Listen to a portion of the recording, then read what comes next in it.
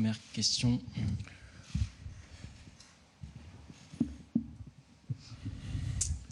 Bonjour Thierry, Jeannot Rességuier d'RMC Sport.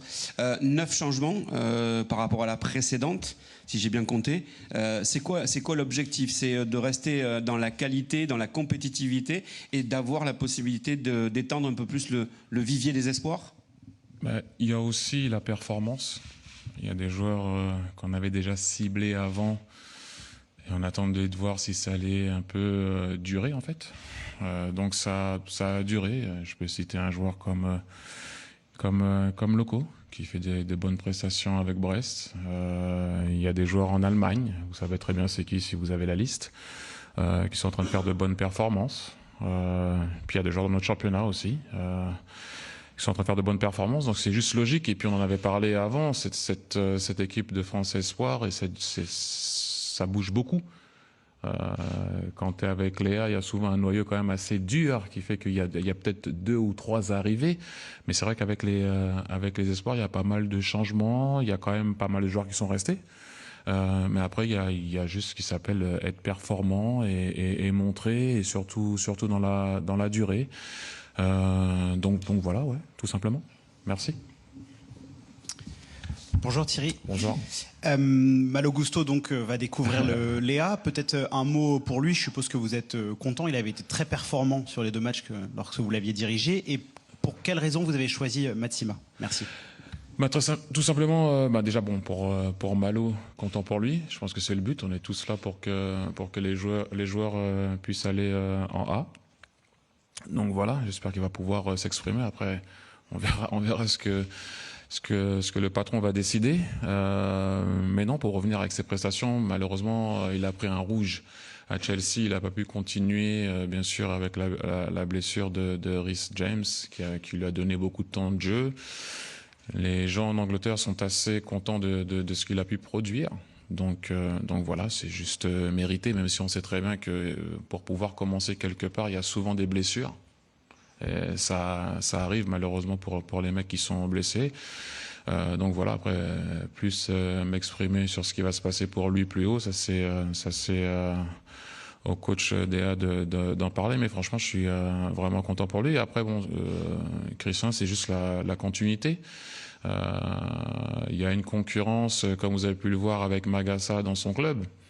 Et ça s'est avéré déjà ce week-end aussi. Donc voilà, un joueur qui peut jouer à droite comme il peut jouer dans l'axe. Donc c'était juste naturel. Bonjour Thierry.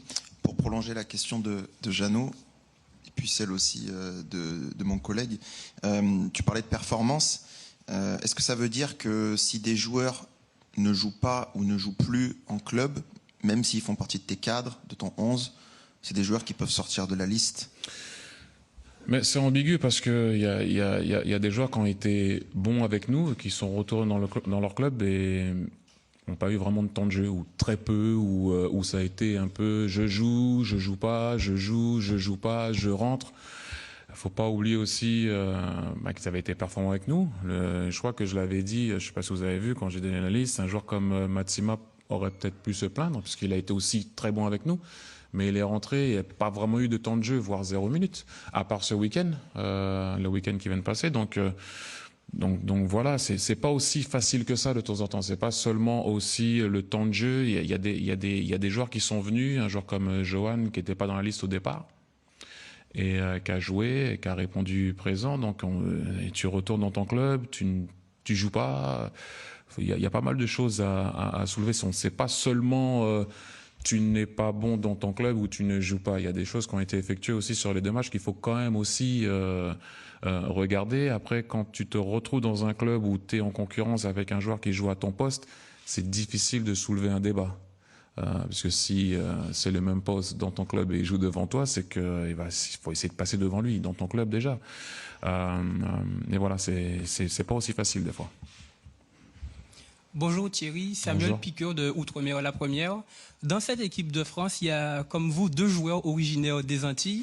Est-ce que vous leur portez une attention particulière, et plus particulièrement aussi Mathis Tel, qui n'était pas dans votre première sélection? Je ne peux pas rentrer dans ce genre d'affection.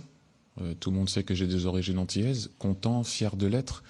Mais on est là pour l'équipe de France. Il y a aussi, même si on me dira que c'est pas pareil, il y a beaucoup de banlieusards.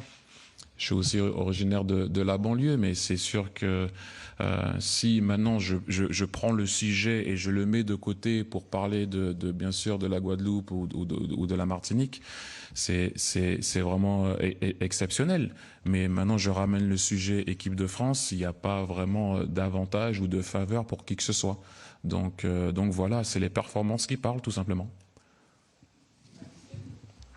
Oui, pareil, c'est pareil. Je veux dire, si on parle du joueur, lui, et pas seulement de ses origines, bien sûr qu'ils sont proches des miennes, mais ça, quelque part, on est quand même tous français.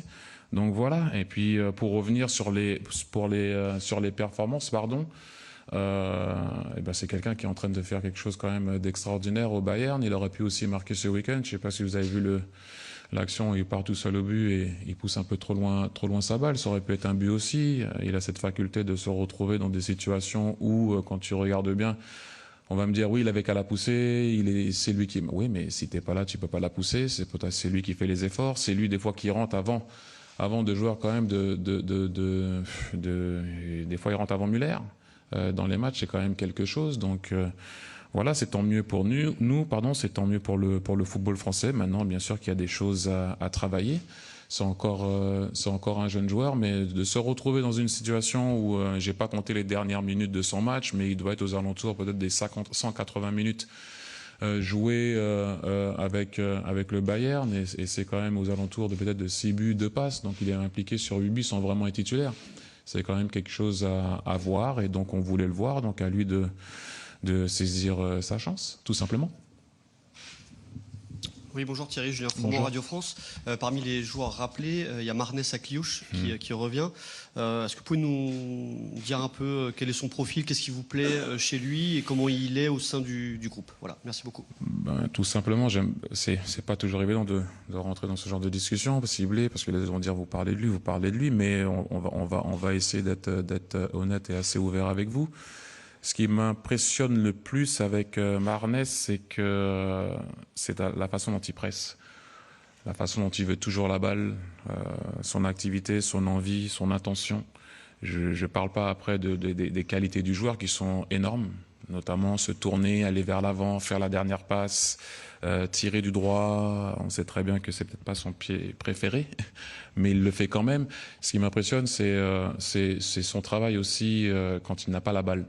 Et son envie, d'ailleurs, c'est grâce à lui qu'on met ce but à Nancy quand Elie marque. C'est lui qui va presser. Cette intelligence de s'arrêter à 2 mètres avant de se faire manger par un dribble et non se jeter bêtement dans le pressing. Donc il a aussi cette faculté, cette compréhension, pas seulement avec la balle, mais aussi sans la balle. Et il a quelque chose aussi qui est super important, c'est si vous regardez dans ses yeux, il y a quelque chose qui vous dit qu'il ne faut pas faire n'importe quoi avec lui, que ce soit en possession ou hors possession. Et il parle pas beaucoup, mais il parle beaucoup avec la balle. Et ça, c'est important. Donc, encore une fois, il faut rester calme.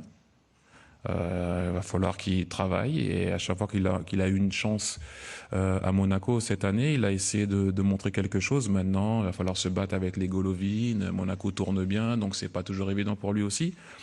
Mais attention, de temps en temps, quand tu regardes le regard de quelqu'un, les yeux parlent. Et ça, il le fait pas seulement ça, mais ça, il le fait très bien. Il a une envie et il dégage quelque chose. Je pense qu'on l'a vu bien sûr contre Marseille, mais si tu lui donnes 1 minute, si tu lui donnes 2 minutes, il est là, il est à fond et il joue pour l'équipe. Et ça, c'est important aussi. Jean-Laurent Ségué d'RMC Sport. Vous êtes exprimé récemment sur la santé mentale des footballeurs de haut niveau. Quand on voit ce qui s'est passé à Nice pour Beka Beka, un jeune international français qui a participé aux Jeux Olympiques, aux derniers Jeux Olympiques, est-ce qu'on a de quoi être inquiet maintenant par rapport à l'évolution des jeunes, justement, de les accompagner, de les aider quand on se retrouve face à une situation comme celle-là, où on a tenté de se suicider? J'aime beaucoup cette question, parce que c'est quelque chose qui est vraiment quand même important.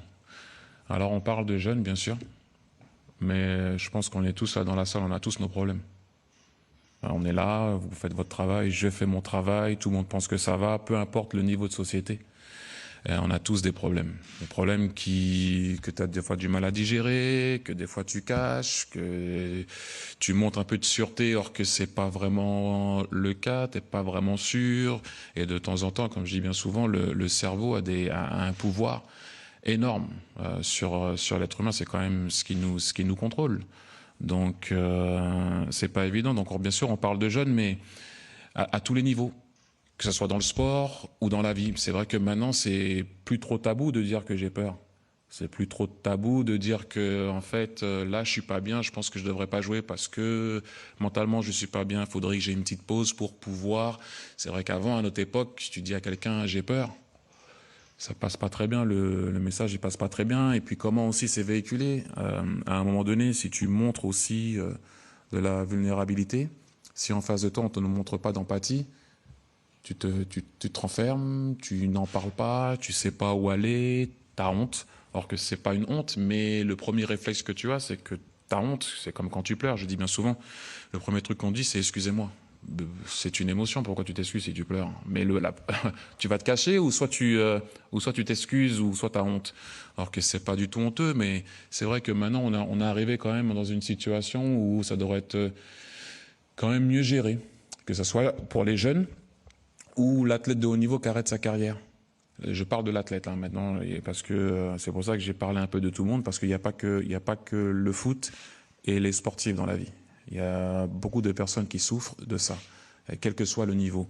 Mais c'est vrai que par exemple, pour revenir, je ne vais pas ne pas parler des jeunes, mais pour revenir sur les anciens, quand tu arrêtes ta carrière, c'est le compétiteur, il meurt. C'est une petite mort.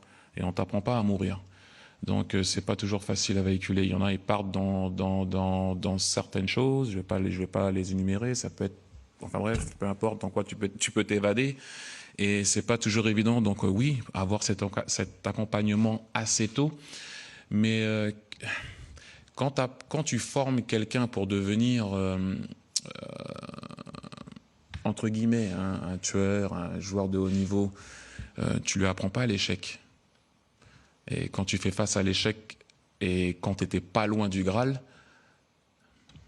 c'est encore plus difficile de l'accepter. Je ne dis pas que c'est facile pour tout le monde, attention. Mais ouais, c'est quelque chose d'important, ça m'a touché, ça touche tout le monde, parce qu'à un moment donné, je pense que quand on l'a vu, là, quand on a vu ces images sur le pont, on s'est tous penchés sur nos problèmes. Moi, ça m'a fait réfléchir sur moi aussi, quels sont mes problèmes là, à l'heure actuelle. J'en ai, comme tout le monde. On les cache, on les masque, alors on essaie de faire des choses de temps en temps pour ne pas y penser. Mais de temps en temps, il y a des personnes qui arrivent à bout, qui arrivent pas loin de... Heureusement, ça ne s'est pas produit. Mais c'est dommage quelque part qu'on arrive à ça des fois pour réaliser. Maintenant, faut qu'il y ait des ouvertures, des portes, des compréhensions pour que les gens puissent s'exprimer sans avoir peur, honte. Donc voilà, je pourrais en parler vraiment toute la journée, mais... Moi, c'était difficile à voir, mais il y a beaucoup de personnes qui souffrent de ça. Donc, j'ai pas toutes les réponses, mais c'est vrai qu'on vit quand même dans un monde où c'est entre guillemets beaucoup plus facile de s'exprimer parce que c'est un peu plus accepté. Maintenant, est-ce qu'il y a beaucoup d'empathie et de compassion des fois? Pas toujours, et ça peut toujours aider à quelqu'un à être beaucoup plus vulnérable. Merci. Juste là, Thierry. Ah, pardon. Pas de souci. Par rapport à Ryan Cherki, c'est vrai que ça c'est un peu compliqué à Lyon. Titulaire indiscutable avec Laurent Blanc. Il est encore rentré à la 88e ce week-end. Vous accordez beaucoup d'importance à l'humain, vous l'avez répété. Oui. Comment vous appréhendez les retrouvailles avec Ryan? Forcément, il va être un peu marqué par cette situation. Et qu'est-ce que vous allez faire pour l'aider à traverser cette situation? Merci. Il a été titulaire contre le Havre, il a été titulaire contre Reims, malheureusement pour lui, pas contre Brest et pas contre Lorient ce week-end. Donc oui, pas facile. Le problème de Ryan, c'est qu'il a tellement de qualités que quand il n'arrive pas à les exprimer, c'est toujours un problème. Johan a beaucoup moins joué que lui. Et pourtant, il est là et il n'y a pas de question. Non, je sais, je comprends. Je dis juste que voilà aussi ce qui fait quand tu as de la qualité et on t'attend au tournant et c'est pas facile. Nous, on est là pour l'accompagner. On est obligé de penser, il a eu quand même du temps de jeu. On se base aussi sur ça et quelque part, avec nous, il a été bon.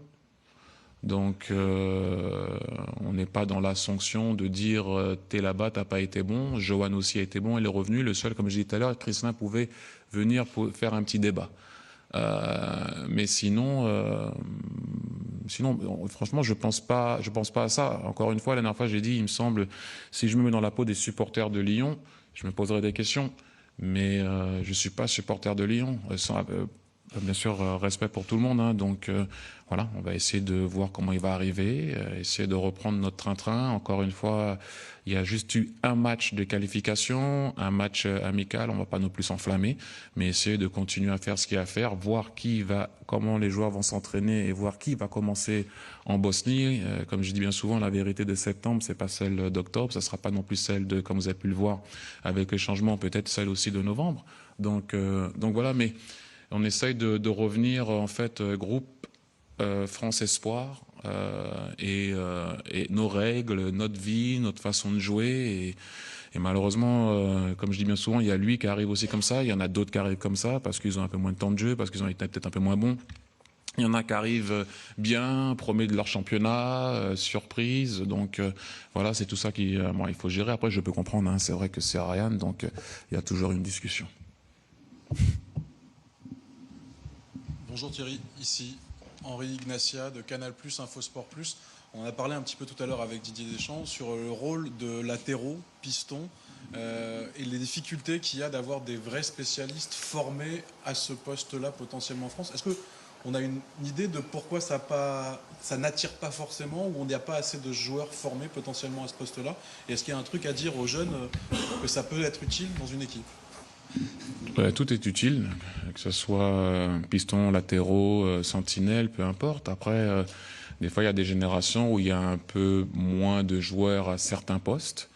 Il y a des pays qui cherchent des neufs, il y a des pays qui cherchent des ailiers, il y a des pays qui cherchent des latéraux, il y a des pays qui cherchent des joueurs, tout court. Donc voilà, non, il y a des... C'est comme ça, au-dessus, ils font ce qu'ils ont à faire. Nous, la dernière fois, pareil, on s'est trouvé dans une situation où on a essayé de cibler un arrière-gauche, on a essayé de prendre Bélocian qui a dû passer son bac, comme vous avez vous l'avez su après, bien sûr. Donc voilà, là, il y a Bradley qui vient, de ma part, pour ce que je pense. Là, Malo monte, donc on appelle un joueur qui peut faire les deux. Après, je sais pas, il y a des moments comme ça, des fois, t'as 3 gardiens extraordinaires, des fois, t'en as pas. C'est gérationnel, des fois, aussi. Bonjour Thierry, Marc Méchenois, Le Parisien. Vous avez évoqué Mathys Tel. En quoi c'est un garçon qui vous intéresse, vous impressionne, sa maturité, ses différents positionnements? Qu'est-ce qui vous intéresse chez ce garçon? Déjà, il met des buts. Ses appels, il est toujours orienté vers l'avant. Il a une faculté, même s'il joue 1 minute, il serait 2 occasions. C'est quelque chose quand même qui n'est pas à négliger. Et c'est surtout, moi, son envie. Alors, est-ce qu'il va falloir, bien sûr, comme je l'ai dit tout à l'heure, travailler sur certains trucs? Bien sûr. Il est jeune, il y a des trucs à peaufiner, travail de haut but, le contrôle.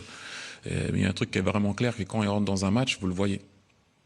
Peut-être ça va être une frappe ratée, mais il est là pour la rater, ou alors il la met, ou alors peut-être, ça peut arriver, il va rater son contrôle, mais il est là pour rater son contrôle, il s'est mis dans une situation où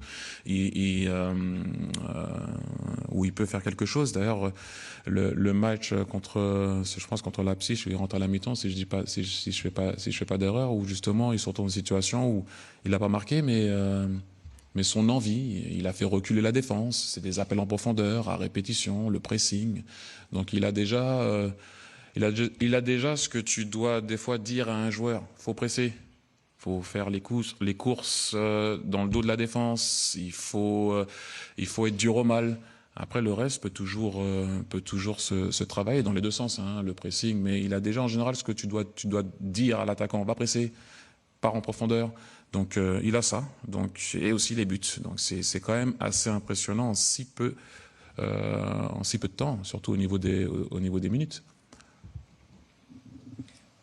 Thierry, pour parler un peu de Warren Zaïre-Emery, vous avez fait de lui votre capitaine pour vos premiers matchs. Qu'est-ce qui vous impressionne chez ce garçon? Et aussi, avez-vous peur, peur entre guillemets, qu'il monte chez les A et qu'il soit plus trop présent avec les espoirs? Non, peur, non, l'envie. Aucun problème. Je pense que le but, c'est que pour lui, un jour, je ne sais pas quand est-ce qu'il fera ce pas-là, mais ce qui m'impressionne en fait avec Warren, et j'ai déjà dit, c'est sa maturité. Oui, quand vous regardez la date de naissance, c'est jeune, mais là, sa façon de jouer n'est pas jeune. Il est mature, on ne va pas revenir sur le match de Warren à Newcastle et le match du PSG, mais il n'avait pas l'air d'avoir son âge dans ce genre de situation. Parce que c'est ça qui est vraiment intéressant en fait. Quand tout est facile, entre guillemets bien sûr, déjà de s'imposer au Paris Saint-Germain, mais quand tout est facile, c'est assez facile de demander la balle, c'est facile de faire les 1-2, c'est facile de se mettre en évidence. Mais d'arriver à avoir un joueur dans ce genre de situation, ça te prouve vraiment qu'il n'a pas son âge au niveau du jeu. Donc c'est ça qui est vraiment impressionnant. Donc voilà pourquoi quand on s'est retrouvé ici, vous le saviez pas encore pour la première fois, mais j'en ai fait mon capitaine parce que je voulais savoir si c'était un joueur de ce niveau-là aussi. Donc pour l'instant, encore une fois, il répond présent. Il y a du temps. Il va falloir voir bien sûr ce qu'il va faire dans la durée, mais pour l'instant, c'est quand même exceptionnel ce qu'il arrive à faire. Je ne parle pas, encore une fois, je reviens sur sa force physique, sur ce qu'il arrive à faire, mais c'est la compréhension du jeu, ce qu'il arrive à voir sur le terrain, l'anticipation, ce qu'il arrive à faire aussi, des fois, c'est quand même déjà important. Donc maintenant, j'espère qu'il va pouvoir continuer. Thierry, tu dis souvent que vous avez très peu de temps pour travailler, à juste titre, que la vidéo est ton meilleur ami, etc. Vous allez très vite partir en Bosnie. C'est une équipe qui joue avec une défense à 5, à 3, à 5. Est-ce que ton système de jeu est immuable ou est-ce que on peut s'attendre à des adaptations, à des changements par rapport à cette équipe de Bosnie? Est-ce que tu peux nous parler aussi de cet adversaire? Oui, ça va être un match compliqué. Si jamais tu fais pas ce qu'il y a à faire pour essayer de prendre la main sur le jeu et pas rentrer dans le leur, comme vous avez pu le voir contre la Slovénie, jusqu'au but de Bradley, c'était pas évident. Donc si tu marques pas contre ce genre d'équipe ou si tu n'arrives pas justement à les faire rester dans leur camp pour pas qu'il y ait de transition, ça devient vraiment difficile et ils commencent à espérer. C'est tout à fait normal. Donc ça va pas être évident. Ça bouge beaucoup devant, ça joue vite en transition, comme je viens de le dire. 5 derrière, ça va être quelque chose aussi de différent. On va essayer d'ouvrir une défense à 5. Là, en face, c'était une défense à 4, les 2 fois sur les 2 matchs, Danemark et Slovénie. Donc ça va être différent en possession.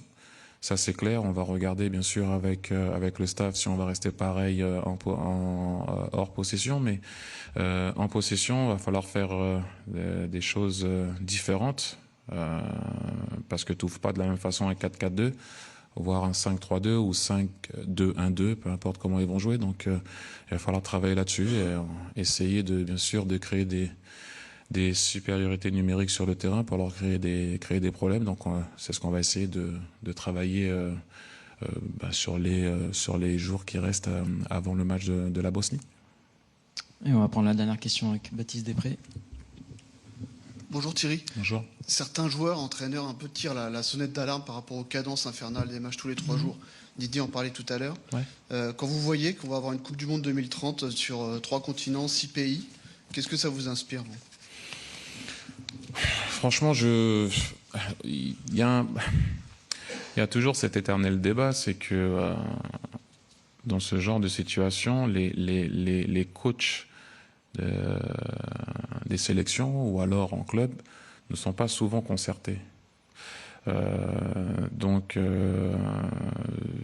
c'est pas évident parce qu'on nous pose toujours des questions quand c'est fini, quand tu te retrouves dans une situation où tu es obligé de l'accepter. Est-ce que si j'étais joueur à l'heure actuelle, j'aurais voulu jouer tous les matchs. Est-ce que c'est bien? Est-ce que c'est pas bien? Je vois pas mal de joueurs qui pètent à l'heure actuelle. Octobre, novembre, c'est pas... Enfin, surtout novembre, c'est toujours le mois novembre-décembre où il y a pas mal de problèmes. C'est pas évident, hein. C'est comme l'année dernière quand on te demandait est-ce que c'est bien d'aller au Qatar. On t'a pas demandé avant. Je veux dire, si tu poses pas les questions avant, c'est difficile de répondre après. Mais c'est vrai qu'il y a beaucoup de matchs. Mais en fait, c'est pas vraiment le nombre de matchs, parce que si vous regardez bien, à notre époque, il y avait aussi pas mal de matchs. C'est l'intensité des matchs. Il y a pas mal en ce moment de matchs, si vous regardez bien, où les équipes attendent et jouent la transition, ou alors tu essayes de jouer dans le camp de l'équipe adverse. Et donc, bien sûr, ça part en transition. Donc, à un moment donné, faut être, si tu joues piston pour revenir sur les postes, faut être armé. Faut vraiment être armé. Et si jamais tu répètes des 60 mètres tous les 3 jours à fond, c'est quand même pas évident. Si tu joues bloc bas et t'es attaquant, et à chaque fois que tu pars, faut faire 40-50 mètres pour aller au but, c'est aussi pas évident. Maintenant, si tu joues bloc haut et tu dois défendre 60 mètres dans ton dos, c'est beaucoup plus difficile aussi que si tu joues bloc bas. Donc les situations sont différentes par rapport à notre époque. Mais l'intensité, ouais, a augmenté, beaucoup plus de sprint. Mais bon, ouais, c'est pas évident à gérer. Maintenant, parler de la nouvelle formule de la Champions League, de la nouvelle formule de la Conference League, je sais pas ce qu'ils vont inventer ou ramener dans 4 ans. Il y aura certainement une nouvelle compétition. Donc voilà, est-ce qu'on pourra parler avant ou pas? C'est vrai qu'il y a pas mal d'anciens joueurs qui viennent concerter ces fédérations-là pour voir si c'est possible ou pas, mais c'est dans le titre, c'est des anciens joueurs. Ça veut dire qu'ils jouent pas. Donc tu demandes pas aux joueurs actuels et tu demandes pas au coach si c'est intéressant ou pas. Mais bon, c'est une Coupe du Monde, ça sera la nouvelle Champions League, et les joueurs ils vont jouer. Merci.